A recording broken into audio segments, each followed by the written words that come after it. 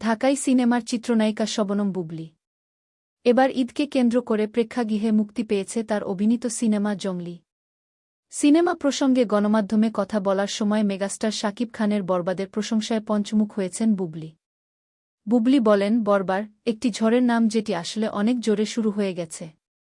সবাই কিন্তু এই ঝড়ের পূর্বাভাস অনেক আগেই পেয়েছিল। সেখান থেকে বরবাদ কিন্তু বরবাদের গতিতেই যাচ্ছে, একদম মারমার কাটকাট অবস্থা।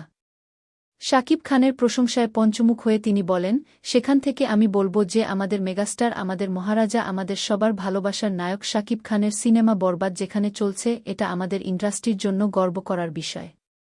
আমি চাই এভাবে বরবাদ চলুক, পাশাপাশি অন্য সিনেমাগুলোও চলুক। উনার সম্পর্কে যতই বলব কম হবে। শাকিব খান আমাদের ইন্ডাস্ট্রির জন্য এমন বড় একটি নাম, যতই বলব ততই কম হবে।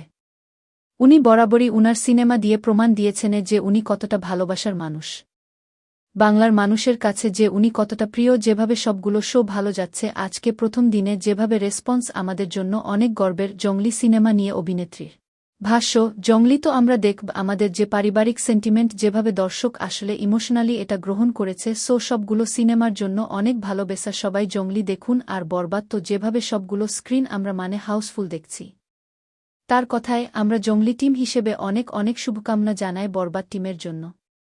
এছাড়া সবগুলো সিনেমা যেগুলো এসেছে, প্রত্যেকটা সিনেমা সবাই দেখুক।